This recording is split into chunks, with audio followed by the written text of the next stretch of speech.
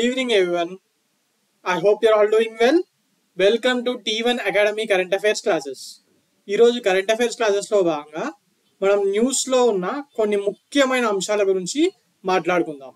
అవేంటంటే coming on to the first topic for today, that is uniform civil code. Uniform civil కోడ్ని భారతదేశంకి స్వతంత్రం వచ్చిన తర్వాత ఉత్తరాఖండ్ యూనిఫామ్ సివిల్ కోడ్ని పాస్ చేసిన మొట్టమొదటి రాష్ట్రంగా ఉత్తరాఖండ్ అసెంబ్లీ నిలవడం జరిగింది. మరి అసలు ఈ యూనిఫామ్ సివిల్ కోడ్ ఏంటి, దానికి సంబంధించి నా విశేషాలు, మరి ఇండిపెండెంట్ ఇండియా అంటున్నాను అంటే ఇండియాకి ఇండిపెండెన్స్ రాకముందు ఎక్కడైనా ఉందా మన దేశంలో అంటే ఎస్ ఉంది. దాని గురించి ఇలా అసలు ఈ యూనిఫామ్ సివిల్ కోడ్లో ఏమేమి ఉంటాయి, దానికి సంబంధించిన మొత్తం విశేషాలు ఈరోజు మనం తెలుసుకుందాం. Okay right. ఓకే, బేసిక్గా యూనిఫామ్ సివిల్ కోడ్ అంటే దాని డెఫినేషన్ ఏంటి, అసలు దీని ముఖ్య ఉద్దేశం ఏంటి? The main aim of the uniform civil code is to establish a set of common laws for all the residents of the state. అంటే ఫర్ ఎగ్జాంపుల్ ఉత్తరాఖండ్ వాళ్ళు తీసుకొచ్చారు కాబట్టి వాళ్ళ ఎగ్జాంపుల్లో తీసుకుంటే ఉత్తరాఖండ్లో నివసించే ప్రజలకు ఇర్రెస్పెక్టివ్ ఆఫ్ ద రిలీజియన్, వాళ్ళ మతం ఏదైనా కానివ్వండి, వాళ్ళ కులం ఏదైనా కానివ్వండి, లేకపోతే వాళ్ళ మగవాళ్ళ ఆడవాళ్ళ అనేది కానివ్వండి, అవి ఏవికి సపరేట్గా సంబంధం లేకుండా కామన్ లాస్, అందరికీ సేమ్ లాస్ని తీసుకురావడమే ఈ యూనిఫామ్ సివిల్ కోడ్ యొక్క ముఖ్య ఉద్దేశం. A set of common laws for all the residents of a state or a country regardless of the religion, caste or gender. Okay right. మరి ఇప్పుడు ఉత్తరాఖండ్ వాళ్ళు తీసుకొచ్చారు. మరి ఉత్తరాఖండ్లో ఇప్పుడు అందరికీ సేమ్ లాస్, కామన్ లాస్ తీసుకొస్తున్నారా? ఎవరిని ఎగ్జామ్ చేయట్లేదా అంటే ఎగ్జామ్ చేస్తున్నారండి. ఇవి ఎవరికి ఎగ్జామ్ చేస్తున్నారంటే ఎస్టీస్కి, షెడ్యూల్ ట్రైబ్ కమ్యూనిటీ వాళ్ళు ఉంటారు కదా, వాళ్ళని ఇందులో నుంచి ఎగ్జామ్ చేశారు. ఒక్క వాళ్ళు తప్ప మిగిలిన ఉత్తరాఖండ్లో ఉన్న అందరు సిటిజన్స్కి మ్యారేజ్, డివోర్స్ అంటే విడాకులు, ఇన్హెరిటెన్స్ అంటే మన తల్లిదండ్రుల నుంచి వచ్చే ఆస్తి, అండ్ లివ్ ఇన్ రిలేషన్షిప్. ఇది బీజేపీ వాళ్ళు తీసుకొస్తారని చెప్పి ఎవరు ఎక్స్పెక్ట్ చేయలేదు. లివ్ ఇన్ రిలేషన్షిప్ మీద కూడా మాట్లాడతారని, బట్ ఇక్కడ మాట్లాడడం జరిగింది. ఈ 4 విషయాల మీద ముఖ్యంగా irrespective of the religion, caste and gender అందరికీ ఈక్వల్ హక్కులు ఆర్ ఈక్వల్ రూల్స్ ఉండేలా దీన్ని తీసుకురావడం జరిగింది. మరి ఇండియన్ కాన్స్టిట్యూషన్ లో యూనిఫామ్ సివిల్ కోడ్ గురించి ఆల్రెడీ మాట్లాడారా అంటే ఎస్, ఇండియన్ కాన్స్టిట్యూషన్ లో article 44 says that state should work to establish uniform civil code for all Indian citizens throughout India అని చెప్పి ఇండియన్ కాన్స్టిట్యూషన్ లోని ఆర్టికల్ 44 చెప్తుంది. బట్ ఇది ఫండమెంటల్ రైటా మరి ఆర్టికల్ 44? లేదు, DPSP. It is a DPSP, directive principles of state policy కింద ఈ ఆర్టికల్ 44 లో యూనిఫామ్ సివిల్ కోడ్ ని పెట్టడం జరిగింది. ఇది ఏం చెప్తుందంటే government are country should work to establish uniform civil code for all citizens through out India. భారతదేశంలోని అందరి ప్రజలకు ఒక యూనిఫామ్ సివిల్ కోడ్ ని తీసుకురావడానికి భారతదేశ ప్రభుత్వం పాటుపడాలని చెప్పి ఆర్టికల్ 44 చెప్తుంది. మరి ఇప్పుడు ఫస్ట్ టైం ఉత్తరాఖండ్ వాళ్ళు తీసుకొచ్చారు. మరి డైరెక్ట్ అసెంబ్లీలో పెట్టేశారా? లేదు. ఫస్ట్ దీని మీద ఒక కమిటీ వేశారు, ఒక 5 member committee headed by Ranjana Prakash Desai is a former supreme court judge. ఆమె రిటైర్డ్, ఇప్పుడు రిటైర్ అయిందని, అందుకే ఫార్మర్ సుప్రీం కోర్ట్ జడ్జ్ అన్నారు. ఆమె ఆధ్వర్యంలో ఒక కమిటీని వేయడం జరిగింది for bringing uniform civil code in Uttarakhand. మరి వాళ్ళు ఇచ్చిన రికమెండేషన్స్ ప్రకారమే ఈ యూనిఫామ్ సివిల్ కోడ్ ని తీసుకురావడం జరిగింది ఉత్తరాఖండ్ లో. ఓకే, మరి ఇందులో అసలు ఏం బ్యాన్ చేశారు, లేకపోతే అసలు ఇందులో యూనిఫామ్ గా ఏమున్నాయి, లేకపోతే కొత్తగా ఏం తీసుకొచ్చారు, లాంటి విశేషాలు మనం ఇప్పుడు మాట్లాడుకుందాం. అసలు ఏమేం బ్యాన్ చేశారు మొదటిగా ఇందులో అంటే marriages and divorce practices that comes under Muslim personal law such as halala,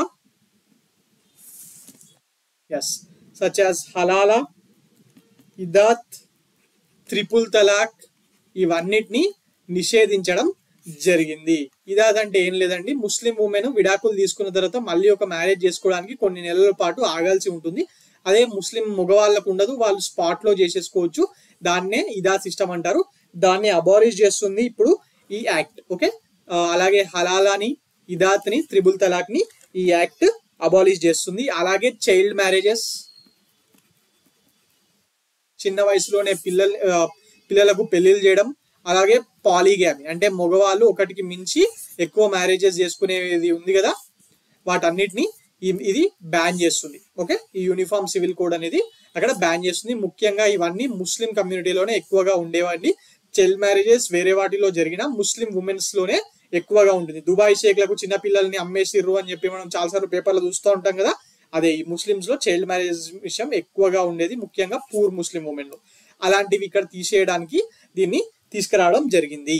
మరి ఎస్టీస్ లో కూడా ఉన్నాయి కదా అంటే ఎస్ ఉన్నాయి, వాళ్ళు చాలా రెసిస్ట్ చేశారు, వాళ్ళని అందులో నుంచి తీసేయడం జరిగింది. ఎందుకంటే వాళ్ళకు ఇండియన్ కాన్స్టిట్యూషన్ ప్రకారం వాళ్ళకు సపరేట్ గా కొన్ని హక్కులు ఉన్నాయి షెడ్యూల్ ప్రకారం, అందువలన వాళ్ళని తీసేయడం జరిగింది. మరి ఇప్పుడు వాట్ ఈజ్ యూనిఫామ్ గా ఏమున్నాయి అంటే across all religions adoption rights will be same. And legal age of marriages for men will be 21 and women will be 18. But A religion వాళ్ళకన్నా ఇది సేమ్ ఉంటుంది. అలాగే equal inheritance right for men and women ఇద్దరికి కూడా వాళ్ళ తల్లిదండ్రుల ఆస్తుల్ని సమానంగా పంచుకునే హక్కుని, సమానంగా తీసుకునే హక్కుని ఈ చట్టం ఇస్తుంది. బట్ ఇస్లామిక్ రూల్స్ ప్రకారం కూతురుకు ఓన్లీ 25% వాటా మాత్రమే ఇవ్వచ్చు. బట్ ఈ లా ప్రకారం ఉత్తరాఖండ్ లో మొత్తం ఇద్దరికి సేమ్ గా ఆస్తులు పంచి ఇవ్వాల్సి ఉంటుంది. మరి యునిక్ గా ఏముంది ఈ చట్టంలో? వాట్ ఈజ్ యునిక్ అంటే ఇందాక మనం మాట్లాడుకున్న live in relationship for the first time దాన్ని మన భారతదేశంలో ఏదైనా గవర్నమెంట్ మాట్లాడడము అంటే యాక్సెప్టెన్స్ కానివ్వండి, అసలు మాట్లాడడము కూడా ఫర్ ద ఫస్ట్ టైం చేస్తుంది ఈ గవర్నమెంట్. మరి దాంట్లో ఈ చట్టంలో దీని గురించి ఏం మాట్లాడారో మనం ఇప్పుడు తెలుసుకుందాం. ఈ లివ్ ఇన్ రిలేషన్షిప్ గురించి వాళ్ళు ఏం చెప్పారంటే all this live in relationships must be registered. వీటిని గవర్నమెంట్ దగ్గర రిజిస్టర్ చేసుకోవాలంట. That to with in a month where this people start the relationship. The live in relationship start చేసిన నెల లోపలే దీన్ని రిజిస్టర్ చేసుకోవాలి. లేకపోతే ఇద్దరికి, మగవాళ్లకు ఆడవాళ్లకు, ఆ పార్ట్నర్షిప్ లో ఉన్న ఇద్దరికి 25,000 రూపాయల fine and 3 months of jail శిక్ష విధించబడుతుంది ఒకవేళ రిజిస్టర్ చేసుకోకపోతే. ఇలా లివ్ ఇన్ రిలేషన్షిప్ వల్ల పుట్టిన పిల్లలు ఉంటారు కదా, they will be considered legitimate and they will be receiving legal inheritance rights. వాళ్ళు లెజిటిమేట్ గా పుట్టిన పిల్లడే అని చెప్పి గవర్నమెంట్ గుర్తిస్తుంది. అలాగే రేపు పొద్దున వారసత్వం విషయంలో, ఆస్తుల పంపకాలకు సంబంధించిన విషయాలు వచ్చినప్పుడు వాళ్ళకు కూడా సమాన హక్కులు ఇవ్వబడతాయని చెప్పి ఈ చట్టం ద్వారా ఉత్తరాఖండ్ గవర్నమెంట్ వాళ్ళు తెలియజేయడం జరిగింది. మరి ఇది ఇంకా చట్టం అయిందా లేదండి? ఇంకా చట్టం కాలేదు. వాళ్ళ లెజిస్లేటివ్ అసెంబ్లీ ఒప్పుకున్న ప్రెసిడెంట్ సిగ్నేచర్ కావాలి కదా, దీనికి గవర్నర్ అండ్ ప్రెసిడెంట్ సిగ్నేచర్స్ అవసరం కదా. సో అది అయ్యే వరకు ఇది ఇంకా యాక్ట్ కాలేదు, ప్రస్తుతానికి బిల్లుగానే ఉంది. ఓకే, మరి ఏమేమి ఎక్స్క్లూడ్ చేశారు ఈ uniform civil code of Uttarakhand 2024 నుంచి? వేటిని ఎక్స్క్లూడ్ చేశారంటే ఇందాక మాట్లాడుకున్నట్టే ఉత్తరాఖండ్ లో ఉన్న schedule tribe population 3% of schedule tribe population అందరినీ ఈ బిల్ ప్రివ్యూ నుంచి ఎక్స్క్లూడ్ చేయడం జరిగింది. అలాగే ఈ సక్సెషన్ అండ్ ఇన్హెరిటెన్స్ కి సంబంధించిన విషయాల్లో హిందూ అన్డివైడెడ్ ఫ్యామిలీస్ ఇంకా కొన్ని ఉన్నాయి కదా, జాయింట్ ఫ్యామిలీస్ అనుకోండి, వాటిని కూడా ఎక్స్క్లూడ్ చేయడం జరిగింది. ఎలా పంచుతారు అనే విషయాన్ని ఎక్స్క్లూడ్ చేయడం జరిగింది హిందూ అన్డివైడెడ్ ఫ్యామిలీస్ కి సంబంధించి. న్యూక్లియర్ ఫ్యామిలీస్ లో కాదండి, I'm speaking about Hindu undivided families only. మరి ఇంతకు ముందు ఈ చట్టం ఇంకా మన భారతదేశంలో ఎక్కడైనా ఉందా అంటే ఎస్ ఉంది, గోవాలో ఉంది. Goa is governed by UCC only. But ఇది ఇండియా, మన భారతదేశానికి స్వతంత్రం వచ్చిన తర్వాత కాదు. గోవా ఇండియా కన్నా ముందు 1961 వరకు పోర్చుగీస్ రూల్ లో ఉండేదండి. పోర్చుగీస్ రూల్ నుంచి అప్పటి నెహ్రూ గవర్నమెంట్ ఆపరేషన్ విజయ్ ద్వారా ఆపరేషన్ విజయ్ అనే దాన్ని కండక్ట్ చేసి ఈ పోర్చుగీస్ వాళ్ళని అక్కడ నుంచి వెళ్ళగొట్టడం జరిగింది. దాని తర్వాత వీళ్ళు మనతో కలిసిన అప్పటి వరకు ఉన్న పోర్చుగల్ సివిల్ కోడ్ నే వాళ్ళ అసెంబ్లీ అలాగే రీటైన్ చేసుకోవడం జరిగింది. కొత్తగా అసెంబ్లీ ఏం బిల్ పాస్ చేయలేదు, బట్ ఉన్నట్టుగా వాళ్ళు ఈ లిబరేషన్ వార్ తర్వాత రీటైన్ చేసుకోవడం జరిగింది. అందువల్ల గోవాలో ఇప్పటికీ ఈ యూనిఫామ్ సివిల్ కోడ్ అనేది నడుస్తుంది. ఓకే, మరి what are the arguments against UCC? ఇప్పటి వరకు మనం మాట్లాడుకున్నాయి అసలు ఆ చట్టంలో ఏమున్నాయి, ఏం చెప్పారు, ఎట్లా వస్తుందని మాట్లాడుకుందాం. But there are also some sort of arguments against this uniform civil code. Uniform civil code కి వ్యతిరేకంగా కొన్ని ఆర్గ్యుమెంట్స్ ఉన్నాయండి. అదేంటంటే దిస్ ఇంప్లిమెంటేషన్ ఆఫ్ యూసీసీ అమలు చేయడం వల్ల this is violating the fundamental rights which is guaranteed by our constitution. మన constitution ఏవైతే ప్రాథమిక హక్కుల్ని భారత పౌరులకు ఇస్తుందో వాటిని యూసీసీ వయలేట్ చేస్తుంది అని చెప్పి వాదిస్తున్నారు. మరి ఏ ఫండమెంటల్ రైట్స్ లోని ఏ ఆర్టికల్స్ కి ఇది అగేన్స్ట్ అంటే ఆర్టికల్ 25 అండ్ ఆర్టికల్ 29. మరి ఆర్టికల్ 25 ఏం చెప్తుంది? Article 25 gives freedom to profess and practice once religion. ఈ భారతదేశంలో ఏ మతానికి చెందిన ప్రజలైనా ఎలాంటి ప్రాబ్లం లేకుండా వాళ్ళ మతాన్ని ఫాలో కావచ్చు అని చెప్పి ఆర్టికల్ 25 చెప్తుంది. మరి దీని ప్రకారం ఫర్ ఎగ్జాంపుల్ ఇస్లాంని ఫాలో కావచ్చు మరి భారతదేశంలో. మరి ఇస్లాం రూల్స్ ప్రకారం వాళ్ళకు ఈ త్రిపుల్ తలాక్, ఇదాత్, ఇందాక మనం మాట్లాడుకున్నాం కదా 3, ఒకటి త్రిపుల్ తలాక్, ఇంకోటి ఇదాత్ అండ్ హలాలా, వాటిని ఫాలో అవుతారు. వాళ్ళ పర్సనల్ లాస్ అవి. మరి వాటిని ఇక్కడ ఫాలో చేయట్లేదు, మరి ఇది అగేన్స్ట్ అని చెప్పి వాళ్ళు వాదిస్తున్నారు. మరి దీని మీద సుప్రీంకోర్టుకి వెళ్తారు, హైకోర్టు, సుప్రీంకోర్టు. అక్కడ కోర్టు ఏమి ఉత్తర్వులిస్తుందో మనం చూడాల్సి ఉంటుంది. ఆర్టికల్ 25 కి అగేన్స్టా లేదా అనేది సుప్రీంకోర్టు ఉత్తర్వుల ద్వారా మనకు రేపు పొద్దున కొన్ని రోజుల తర్వాత తెలుస్తుంది. అలాగే article 29 right to have a different culture అన్న విషయం మీద కూడా వాదనలు జరుగుతాయి. Okay, and also one more point, this uniform civil code also contradicts the provisions which are granted under article 371. Article 371 కింద అందరికి ఆర్టికల్ 370 తెలుసు అండి. కాశ్మీర్ కి సపరేట్ హక్కులు ఉండే అవి ఇవని అది తీసేసి ప్రతి ఒక్కరికి తెలుసు. బట్ మన భారతదేశంలో ఉన్న 12 డిఫరెంట్ స్టేట్స్ లో ఆర్టికల్ 371 కింద సపరేట్ గా కొన్ని హక్కుల్ని ఇవ్వడం జరిగింది. 12 స్టేట్ వాళ్ళకి మాత్రమే హక్కులు ఉన్నాయి, వేరే స్టేట్ వాళ్ళకు లేవు. అందులో 6 నార్త్ ఈస్టర్న్ స్టేట్స్ ఉన్నాయి. మరి మన తెలంగాణ, మన ఆంధ్రప్రదేశ్ ఉంది, అలాగే మన పక్కనే ఉన్న కర్ణాటక, ఇలా మొత్తంగా 12 రాష్ట్రాలకు డిఫరెంట్ స్పెషలైజ్డ్ హక్కులు ఆర్టికల్ 371 కిందట ఇవ్వడం జరిగింది. ఓకే, మరి దేనికోసం? బేసిక్ గా అంటే to protect their unique cultural and tribal identities. ఈ unique cultural and tribal identities ఎవరికి ఇచ్చారు? నార్త్ ఈస్టర్న్ స్టేట్స్ వాళ్ళకు ఇచ్చారు. మరి మన ఆంధ్ర, తెలంగాణ వాళ్ళకు లోకల్ ఇష్యూస్ మీద ఇవ్వడం జరిగింది. Employment article 371. Okay, and article 371D and article 371E. అలాగే కర్ణాటక వాళ్ళకు హైదరాబాద్ కర్ణాటక రీజియన్ ఉంది కదా, అక్కడ స్పెషల్ డెవలప్మెంట్ కోసము దీని కింద ఇచ్చారు. అలాగే గుజరాత్ కి, మహారాష్ట్ర కూడా ఆర్టికల్ 371 కిందనే అక్కడ స్పెషల్ డెవలప్మెంట్ రీజియన్ అవైలబిలిటీ అనేది దీని కిందనే ఇవ్వడం జరిగింది. సో బేసిక్ గా ఆర్టికల్ 371 లో ఉన్న provisions equal distribution of funds and allocation of funds for regional development గురించి మాట్లాడుతూ ఉంటాయి. Already article 371 speaks about meeting the aspirations of the people from countries backward reasons. మన దేశంలో బ్యాక్వర్డ్ డిస్ట్రిక్ట్స్ ఉన్నాయి కదా చాలా, అలాంటి రీజియన్స్ కి స్పెషల్ ఫండ్స్ ఇవ్వడము, లేకపోతే అక్కడ ప్రజల యొక్క ఆశయాలు ఏంటో తెలుసుకోవడము, లాంటి విషయాల గురించి ఆర్టికల్ 371 మాట్లాడుతుంది.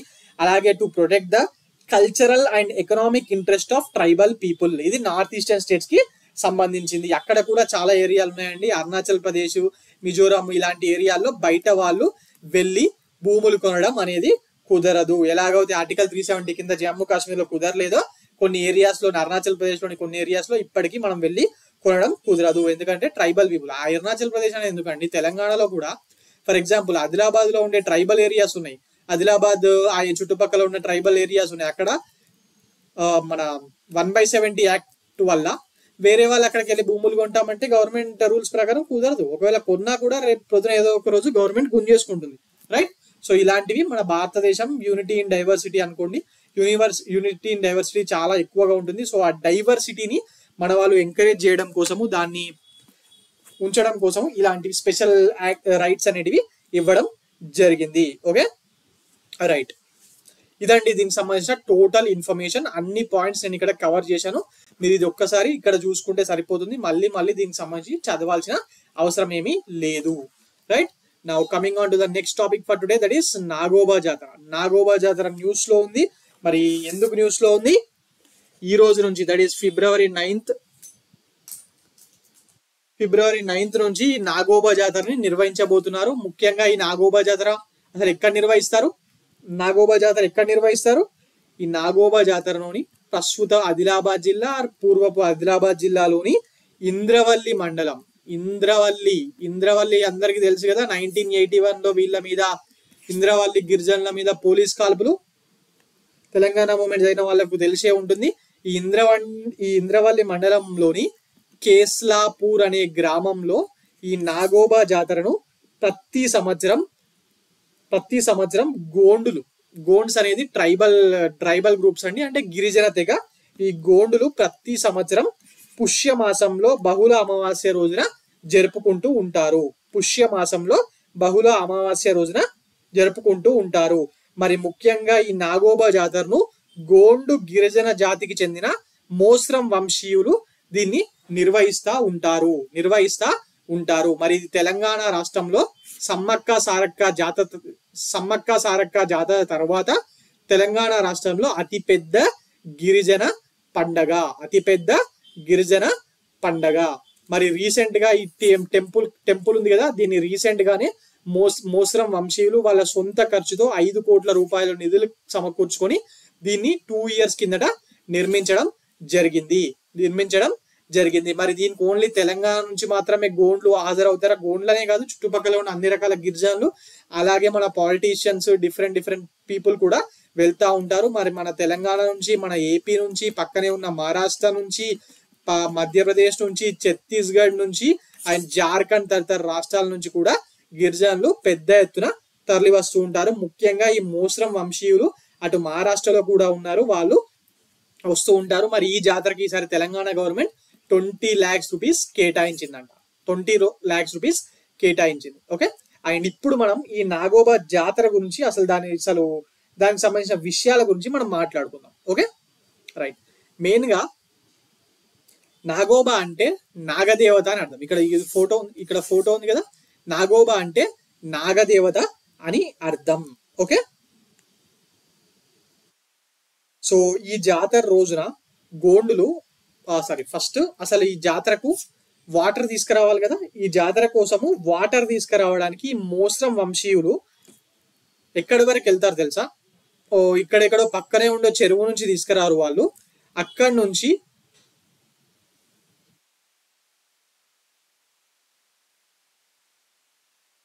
మంచిర్యాల జిల్లా, ఇది ప్రస్తుతం ఆదిలాబాద్ జిల్లాలో ఉంటే పక్కనున్న మంచిర్యాల జిల్లాలోని జన్నారం మండలంలో కలమడుగు గ్రామంలోని హస్తినమడుగు అనే ప్రాంతం నుంచి ఈ గోదావరి పవిత్ర జలాలను సేకరించేందుకు ఆ మోస్రం వంశీయులు దగ్గర 80 కిలోమీటర్ల పాటు తెల్ల దుస్తులు మాత్రమే ధరించి నడుచుకుంటూ వెళ్ళి తీసుకొస్తారండి. తీసుకొచ్చిన తర్వాత దాన్ని ఈ కేస్లాపూర్ గ్రామ పొలిమేరల దగ్గర ఒక మర్రి చెట్టు ఉంటుందండి, అక్కడ బస చేస్తారు. ఆ వాటర్ తోని అక్కడ బస చేసి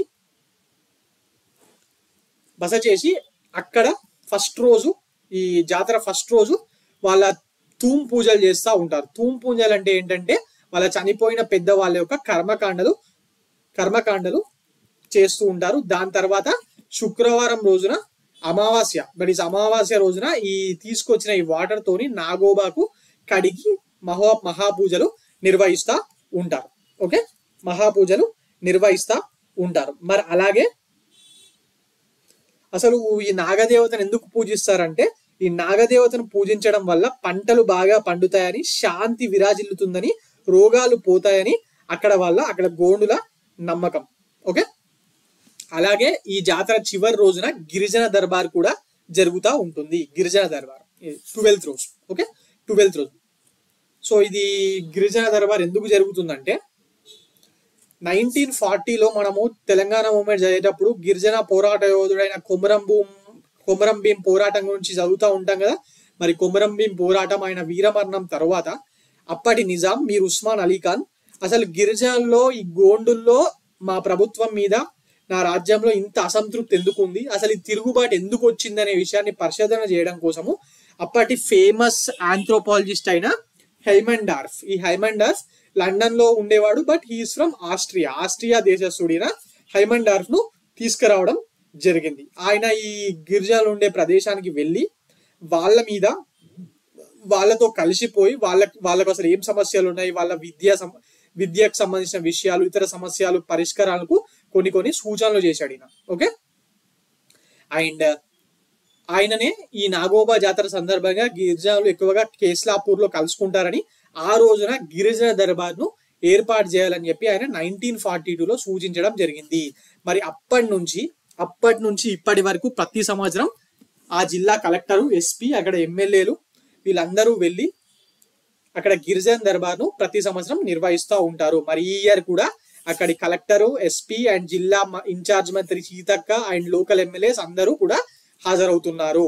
ఓకే, సో ఈ నాగోబా జాతర ఇంపార్టెంట్ అండి. ఈసారి ఇప్పుడు నాగోబా జాతర జరుగుతుంది, అలాగే ఈ నెలలోనే మన సమ్మక్క సారక జాతర ఉంది కాబట్టి దీనికి సంబంధించిన టోటల్ ఇన్ఫర్మేషన్ మనకు వెరీ వెరీ ఇంపార్టెంట్ అండి.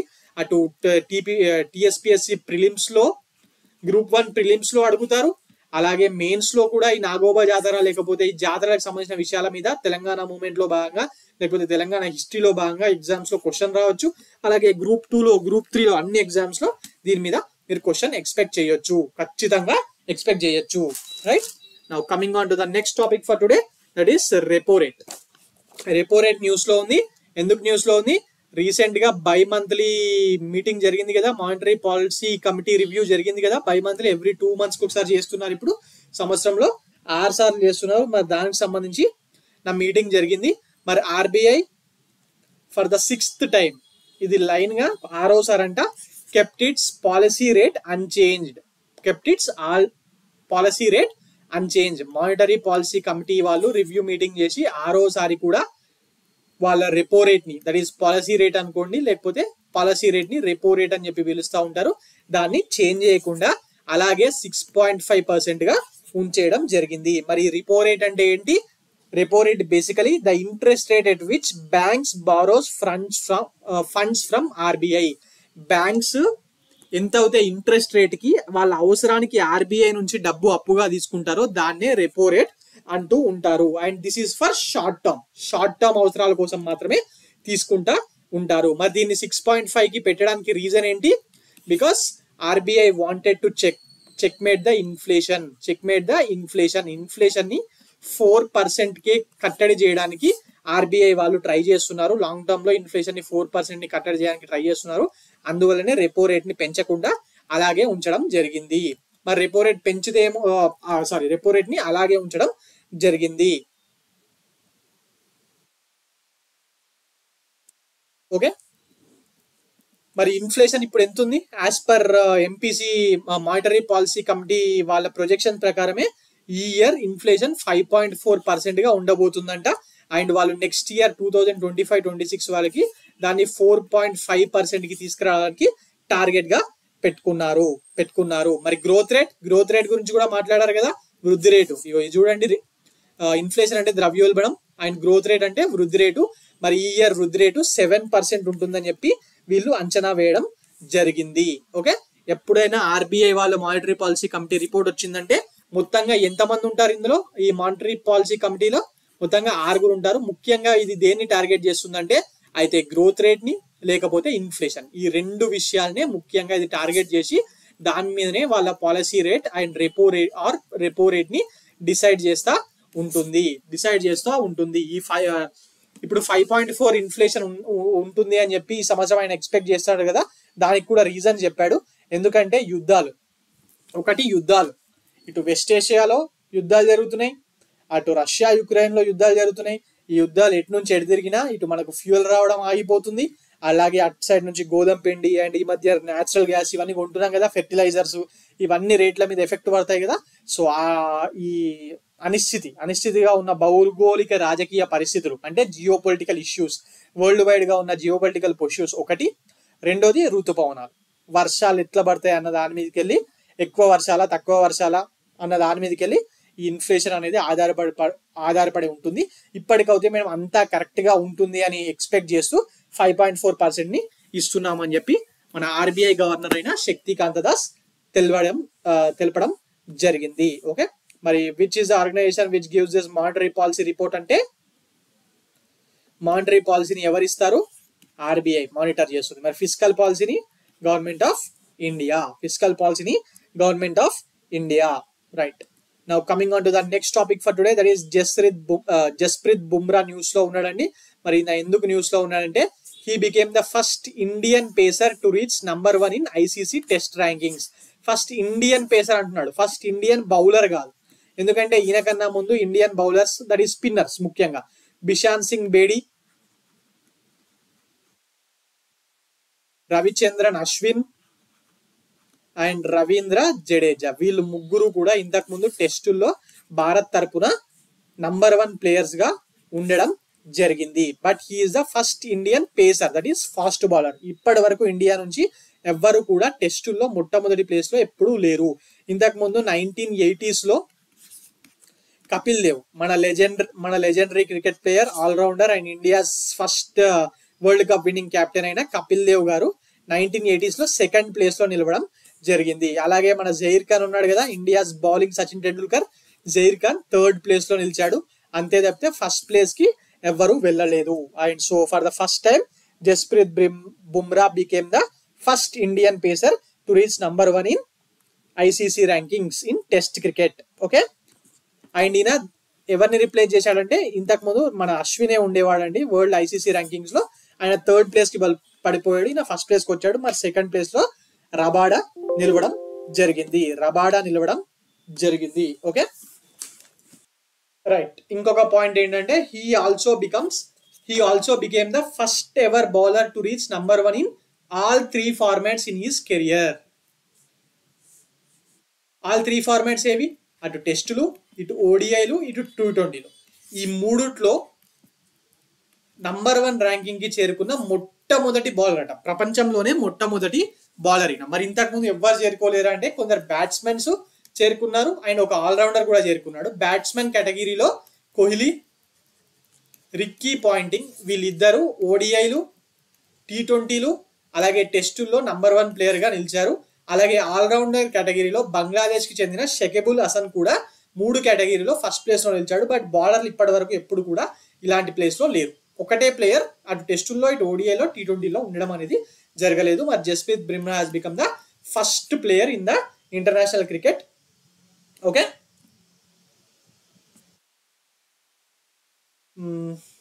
ఇదండి దీనికి సంబంధించిన total information. Can be asked in the examination. 100% అడుగుతామని చెప్పలేం కానీ స్పోర్ట్స్ లో నంబర్ 1 ర్యాంకింగ్ కాబట్టి అడగచ్చు. Okay, now coming on to the next topic for today, that is world sustainable development summit. ఒక సస్టైనబుల్ డెవలప్మెంట్ సమిట్ జరుగుతుంది, ఇప్పుడు లైవ్ లో ఉంది, ఈ రోజే లాస్ట్. మరి ఈ సమిట్ అనేది ఎక్కడ జరిగింది? ఇది ఢిల్లీలో జరిగింది, న్యూఢిల్లీలో జరిగింది. మరి దీనికి ఒక థీమ్ ఉందండి. దీని థీమ్ ఏంటంటే it's an umbrella theme, that is leadership for sustainable development and climate justice. అంటే ఈ సమిట్ లో దీనికి సంబంధించిన ఏది మాట్లాడినా దీనికి సంబంధించిన విషయాల మీదనే చర్చలు జరుగుతూ ఉంటాయి. So this is an umbrella theme, leadership for sustainable development and climate justice. Okay, మరి ఇది న్యూఢిల్లీలో జరిగిందన్నాను. అలాగే మరి దీన్ని ఇనాగ్రేట్ చేసింది ఎవరు? This has been inaugurated by vice president of India, మన దేశ ఉపరాష్ట్రపతి జగదీప్ ధన్కర్ గారు దీన్ని ఇనాగ్రేట్ చేయడం జరిగింది in the presence of PM of Guyana దేశ ప్రెసిడెంట్ దీంట్లో పాల్గొనడం జరిగింది. మరి ఆయన పేరు మార్క్ ఫిలిప్స్. ఈయన భారతదేశ పర్యటనలో ఉన్నారు, అందులో భాగంగా ఆయన దీంట్లో కూడా పాల్గొనడం జరిగింది. అండ్ దీనికి మన government of India's environment, forest and climate change minister అయిన భూపేందర్ యాదవ్ కూడా అటెండ్ కావడం జరిగింది. మరి బేసిక్ గా ఈ వరల్డ్ సస్టైనబుల్ డెవలప్మెంట్ సమిట్ 2024 ని ఎవరు ఆర్గనైజ్ చేశారని చెప్పి అడుగుతారు. This is been organised by TERI, that is the energy resource institute. TERI అంటే the energy resource institute. So మనం ఇప్పుడు అన్ని మాట్లాడుకున్నాం కదా. వరల్డ్ సస్టైనబుల్ డెవలప్మెంట్ సమిట్ ఎక్కడ జరిగింది? న్యూఢిల్లీ. దాని థీమ్ ఏంటి? Leadership for sustainable development and climate change, climate justice. మరి దీన్ని ఎవరు నిర్వహించారు? తేరీ అంటే the energy and resource institute. మరి దీన్ని ఎవరు ఇనాగ్రేట్ చేశారు? Jagdeep Dhankhar in presence of Guyana prime minister Mark Phillips and environmental minister of India, that is Bhupender Yadav. Okay, ఇది అడగచ్చండి. సస్టైనబుల్ డెవలప్మెంట్ సపరేట్ టాపిక్ ఉంది కదా ఎకానమీలో, సో దాని మీద దీంట్లో క్వశ్చన్ రావచ్చు. Right, now coming on to the next topic. ఒక టాపిక్ కూడా న్యూస్ లో ఉందండి, మిస్సెలేనియస్ కింద తీసుకోవచ్చు దీన్ని. ఇది కూడా ఒక కాన్ఫరెన్సే. 7th Indian Ocean conference 2024 has been held in Perth. మరి పెర్త్ ఎక్కడుంది? Perth is in Australia. Cricket చూసే వాళ్ళు గాబా పిచ్ అని చెప్పి, గాబా స్టేడియం అని చెప్పి మాట్లాడుకుంటూ ఉంటారు కదా, ప్రపంచంలోని అత్యంత ఫాస్టెస్ట్ పిచ్ అక్కడే ఉంటుందని. మరి అది ఎక్కడ ఉంది? పెర్త్ లో ఉంది ఆ గాబా పిచ్. ఆ పెర్త్ లోనే ఈ 7th ఇండియన్ ఓషన్ కాన్ఫరెన్స్ 2024 అనేది నిర్వహించడం జరిగింది. అండ్ దీని theme towards a stable and sustainable Indian ocean. Conferences ఎప్పుడు జరిగినా లేకపోతే days, that is international famous international days ఉంటాయి కదా, వీటికి థీమ్స్ ఉంటాయి. ఆ థీమ్స్ వెరీ వెరీ ఇంపార్టెంట్. మరి ఈ కాన్ఫరెన్స్ కి థీమ్ ఏంటి? Towards a stable and sustainable Indian ocean.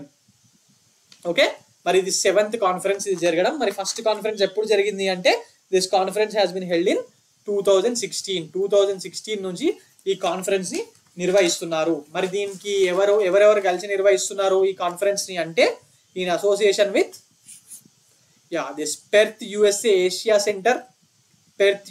Asia centre, అలాగే S Rajaratnam school of international studies Singapore, along with ఈ ఇద్దరు ఎవరితో కలిసి నిర్వహిస్తున్నారు? Department of foreign affairs and trade under government of Australia వీళ్ళ సహకారంతో దీన్ని నిర్వహించడం జరిగింది. మరి ఇండియా నుంచి కాన్ఫరెన్స్ కి ఎవరు వెళ్ళారు? దీనికి ఈ సెషన్ ఎవరు అడ్రస్ చేస్తున్నారంటే, మన minister for external affairs S Jaishankar will be addressing the inaugural session of this meeting. మొత్తంగా ఈ ఇండియన్ ఓషన్ రీజియన్ కి సంబంధించిన 22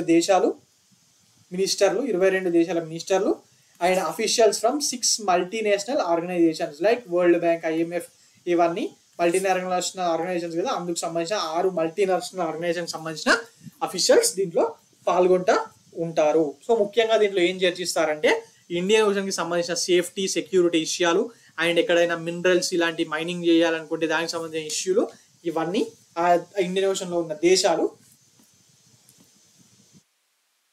దీని గురించి మాట్లాడుకుంటా ఉంటాయి. Okay, right. Now coming on to the next topic, that is కొన్ని టాపిక్స్ న్యూస్ లో ఉన్నాయి, బట్ దాన్ని మొత్తం క్లాస్ ఫామ్ లో కాకుండా ఇక్కడ MCQ ఫామ్ లో డిస్కస్ చేసుకుందాం. ఎందుకంటే ఇవి MCQ ఫామ్ లో ఎగ్జామ్ లో అడిగే అవకాశాలు ఎక్కువగా ఉన్నాయి. So I'm giving it is in the form of MCQs. Coming on to the first question, that is the term lupus recently seen in the news is related to which of the following? Lupus.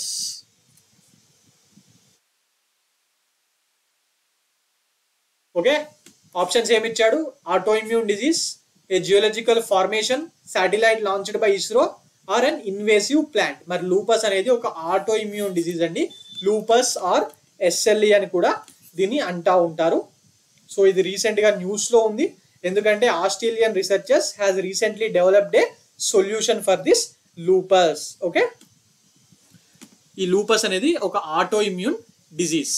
Basic గా auto immune disease ఏంటంటే, ఈ auto immune disease లో మన immune system, మన ప్రతి మనిషికి వాళ్ళకి సొంతంగా ఒక ఇమ్యూన్ సిస్టమ్ ఉంటుంది కదా, ఆ ఇమ్యూన్ సిస్టమ్ జనరల్ గా బయట నుంచి ఏవి వచ్చి మన హాని చేయకుండా కాపాడాలి. బట్ ఈ లూపస్ వచ్చిన వాళ్ళకి ఏమవుతుందంటే, ఈ ఇమ్యూనిటీ సిస్టమ్ ఆ మనుషుల సొంత ఆర్గన్స్ నే హార్మ్ చేస్తుందంట. It will be affecting our own body it self. Okay, అటు స్కిన్ ని, జాయింట్స్ ని, బ్లడ్ ని, కిడ్నీస్ ని, హార్ట్ ని, ఇలా అన్నిటిని అటాక్ చేస్తూ ఉంటుంది. బట్ ఇది అసలు ఎందుకు వస్తుంది ఏంటి అనేది ఇప్పటి వరకు బేసిక్ గా దిస్ ఆరిజిన్ అనేది అన్నోన్. బట్ ఇది జెనెటిక్ ప్రాబ్లం అని చెప్పి, ఎన్విరాన్మెంటల్ ఫ్యాక్టర్స్ వల్ల వస్తుందని, లేకపోతే హార్మోనల్ ఇంబ్యాలెన్స్ వల్ల వస్తుందని చెప్పి చెప్తా ఉంటారు. Okay, so lupus is a auto immune disease. Right, మన సమంత గారికి వచ్చింది కదా, అది కూడా ఒక ఆటో ఇమ్యూన్ డిజీజే కదా, అలా లూపస్ కూడా ఒక type of auto immune డిజీజే. Okay, right. Now coming on to the next topic for today, that is Deenabandhu Chhoturam thermal plant recently scene in news is located in which state అని అడుగుతున్నాడు. చోటురామ్, ఈ పేరులోనే మీకు తెలిసిపోవాలి ఏ state అని. తెలీదా? ఆప్షన్ చూడండి, Uttarakhand, Haryana, Madhya Pradesh, Gujarat. This Deenabandhu చోటురామ్ thermal power plant is in Haryana. Okay, దీన్ని కొత్తగా అక్కడ కట్టబోతున్నారు. మరి దీన్ని 57 months లో కంప్లీట్ చేస్తామని చెప్పి అక్కడ చీఫ్ మినిస్టర్ ప్రామిస్ చేయడం జరిగింది. మొత్తంగా 6,900 crores తోని Bharat heavy electricals limited, BHEL, మన BHEL ఇక్కడ ఉంది కదా, ఎక్కడ లింగంపల్లి దగ్గర ఉంటుంది కదా BHEL, వాళ్ళతో కలిసి వీళ్ళు కడుతున్నారు. ఓకే, సో అందువల్ల ఇది న్యూస్లో ఉంది. మొత్తంగా ఇండిజినియస్ టెక్నాలజీతోనే కట్టడం జరుగుతుంది, అందువల్లనే ఇది న్యూస్లో ఉంది. Okay, right. మరి హర్యానా చీఫ్ మినిస్టర్ ఎవరు? Manohar Lal Khattar is the chief minister of Haryana. Now coming on to the next topic for today, that is Sepahijala Wildlife Sanctuary. Sepahijala Wildlife Sanctuary recently in the news is located in which state? Okay, in which state? అసలు మరి ఇది ఎందుకు news లో ఉంది? Recent గా ఈ wild life సెంచరీకి 2 royal Bengal tigers ని, అలాగే 2 లెపర్డ్స్ ని, అలాగే 4 గోల్డెన్ పీజియన్స్ ని, ఒక సిల్వర్ పీజియన్ ని కూడా గవర్నమెంట్ ఆఫ్ ఇండియా ఇవ్వడం జరిగింది. దానికి కొత్తగా అందులో వచ్చాయి. అందువల్ల ఇన్ని పెద్ద పెద్దవి royal Bengal tiger, pigeons, peacocks ఇవన్నీ రావడం వల్ల ఇది న్యూస్ లో ఉంది. లెపర్డ్స్ ఇవన్నీ రావడం వల్ల న్యూస్ లో ఉంది. మరి అసలు ఇది ఏ స్టేట్ లో ఉంది చూడండి, నార్త్ ఈస్టర్న్ స్టేట్స్ అన్ని. మరి Sepahijala wild life sanctuary is in Tripura. ఇది త్రిపురలో ఉంది. And this was established in 1972. Okay, right. Now coming on to the next question for today, that is what percentage of India's supply needs did domestic oil production account for in 2023? మరి మనం అందరికీ తెలిసిన విషయమే, మన oil R petrol are what ever diesel అన్ని అవసరాల కోసం మనం ఆయిల్ని వేరే దేశాల నుంచి ఇంపోర్ట్ చేసుకుంటామని చెప్పి మనకు తెలిసిందే. మరి ఇండియాలో కూడా మన డొమెస్టిక్ నీడ్ కోసము కొంచెం ప్రొడక్షన్ జరుగుతుంది. ఫర్ ఎగ్జాంపుల్ అస్సాంలో ఒకటి ఆయిల్ ఫీల్డ్ ఉంది కదా, అక్కడ ఇలా డిఫరెంట్ రీజియన్స్లో జరుగుతుంది. మరి మొత్తం మన అవసరాల్లో ఇండియా డొమెస్టిక్ గా ఎంత ప్రొడ్యూస్ చేస్తున్నారు అని చెప్పి అడుగుతున్నాడు. 2023లో ఎంత ప్రొడ్యూస్ చేశారని అడిగాడు. ఆప్షన్స్ ఏమి ఇచ్చాడు?